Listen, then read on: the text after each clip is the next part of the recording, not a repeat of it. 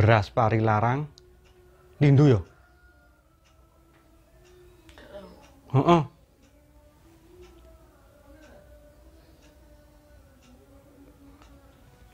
Iya. Iya ndak?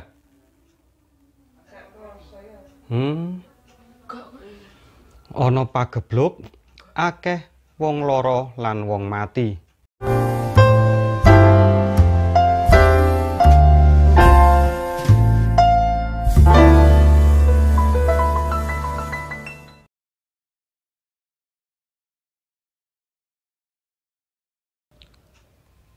Assalamualaikum warahmatullahi wabarakatuh.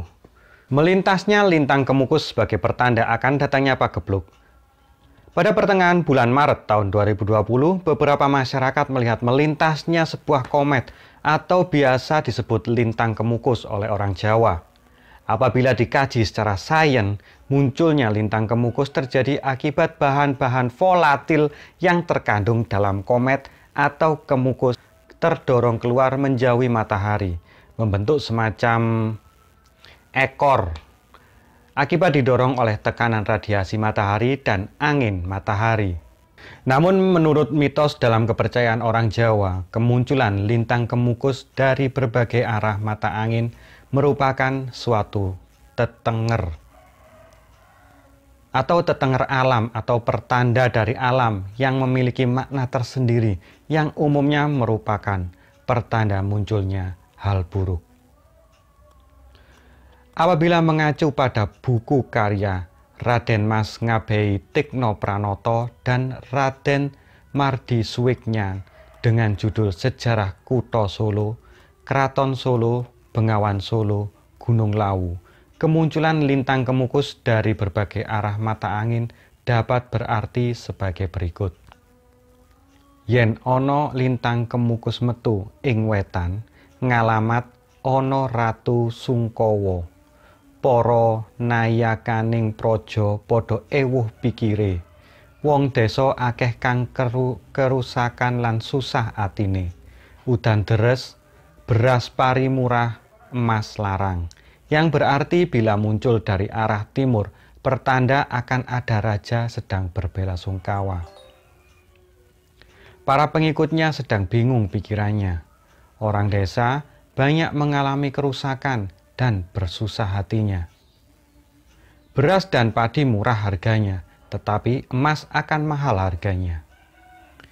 Yen ana lintang kemukus metu ing kidul wetan, ngalamat ana ratu surut atau sedo.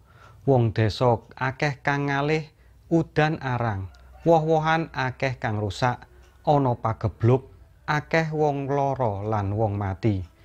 Beras pari larang, kebo sapi akeh kang didoli, yang berarti bila muncul dari arah tenggara merupakan pertanda akan ada raja yang meninggal.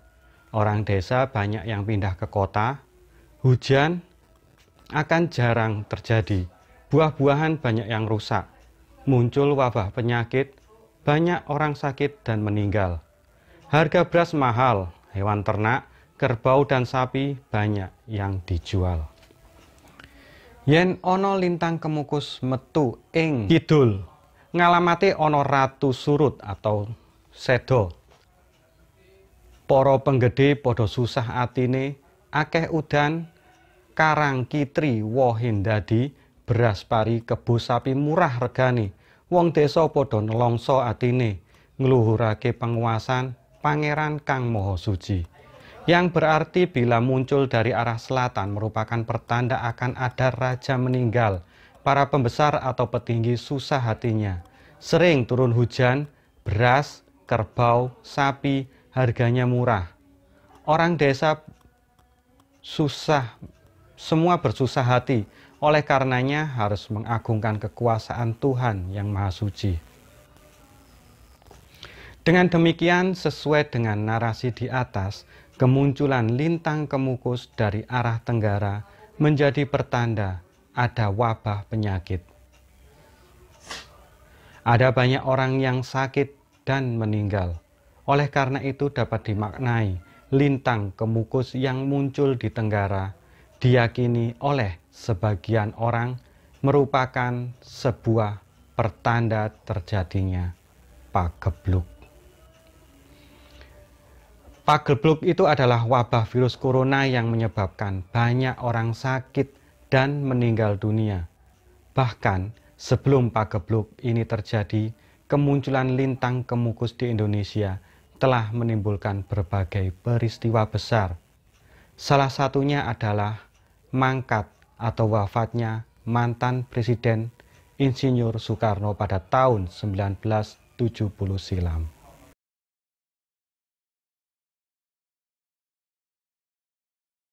Tahun 1441 Hijriah.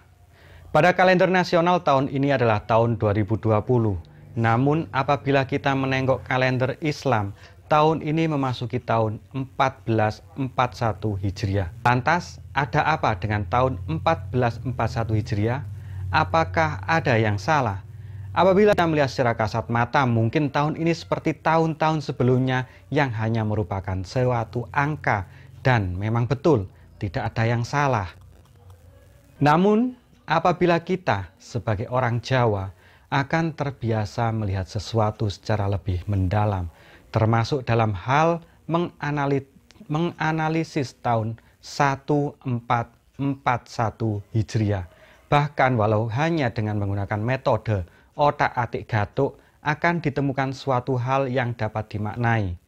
Dengan menggunakan telapak tangan kita dibalik menghadap ke atas, dimulai dengan tangan kanan, yaitu pada ibu jari dianggap sebagai angka 1, dan ibu jari pada tangan kiri sebagai angka 1. Untuk lebih jelasnya mungkin saya ilustrasikan seperti ini. 1, ini 4, 4, 1. Apa yang Anda pikirkan? Yap. Tahun 1441 Hijriah dapat kita simbolkan sebagai tangan yang sedang memanjatkan doa. Hal yang kemudian dapat dimaknai dan dipercayai oleh beberapa kalangan masyarakat Jawa dari hal di atas adalah berbagai musibah yang melanda, termasuk pagebluk corona, mungkin merupakan suatu bentuk kekecewaan dan ujian dari Tuhan yang Maha Kuasa, Allah Subhanahu wa Ta'ala, terhadap keserakahan yang dilakukan umat manusia dan mulai melupakan Sang Pencipta. Oleh karenanya, dengan adanya pagebluk corona saat ini dapat dimaknai, kita harus lebih mendekatkan diri kepada Tuhan. Salah satunya dengan cara memanjatkan doa.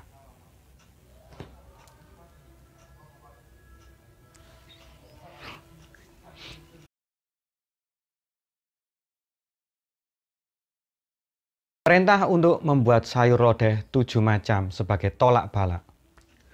Pagebluk beberapa waktu yang lalu ramai tentang munculnya kembali anjuran untuk membuat sayur lodeh 7 warna sebagai upaya pemutusan rantai penularan atau tolak balak dari pagebluk corona yang konon merupakan perintah dari Sri Sultan Hamengkubuwono IX. Karena pada masa lampau, karena Jogja sedang diserang suatu wabah penyakit. Apabila kita lihat dari sudut pandang sains medis, memang mengkonsumsi sayuran termasuk 7 macam sayuran dalam sayur lodeh dapat memberikan dampak positif bagi tubuh manusia. Karena sayur memang memiliki kandungan nutrisi yang sangat tinggi, jadi nutrisi dan vitamin yang sangat tinggi. Namun jika kita merupakan orang Jawa, terutama orang Jogja, sayur lodeh 7 macam memiliki makna tersendiri. Berdasarkan informasi dari para sesepuh, makna 7 macam sayuran tersebut adalah yang pertama kluwih. Keluarga luwih ana anggone gula wentah gatekne. Perintah untuk lebih memperhatikan keluarga. Yang kedua, canggleyor, kacang panjang. Cancangen awakmu, ojo lungo-lungo. Tetap di rumah, jangan berpergian apabila tidak menimbulkan manfaat. Yang ketiga, terong. Terusno anggone olehi manembah Gusti, ojo dat nyengen. Teruslah beribadah dan menyembah Gusti Allah, Tuhan yang Maha Esa. Yang keempat, kulit melinjo. Ojo mung ngerti njobone, neng kudu ngerti jerone. Babakan pagebluk. Jangan hanya melihat dari luar saja mengenai suatu pagebluk atau wabah, namun analisislah secara mendalam. Yang kelima, waluh. Uwalono ilangono, ojo ngeluh gersulo. Jangan sering mengeluh dan perbanyak bersyukur. Yang nomor 6, godongso.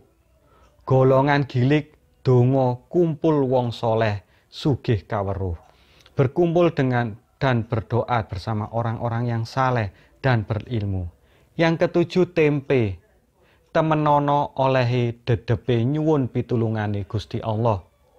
Yakinlah dalam memohon pertolongan kepada Allah dan yakinlah Allah akan memberi pertolongan.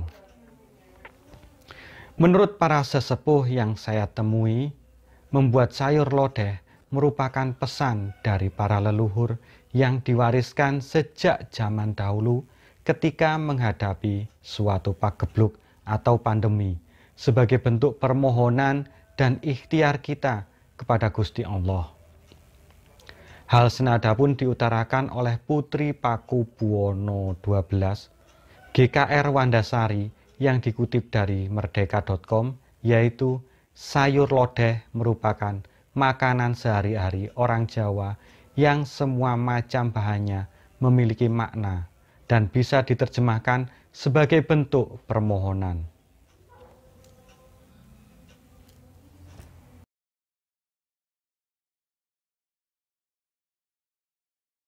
Munculnya semar di awan erupsi Merapi sebagai pertanda bahwa pagebluk akan segera berakhir.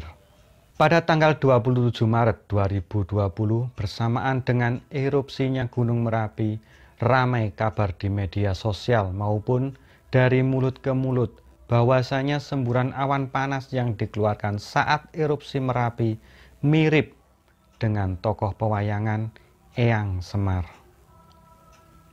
Pada dasarnya lumrah jika suatu gunung berapi yang masih aktif melakukan erupsi dan mengeluarkan awan panas.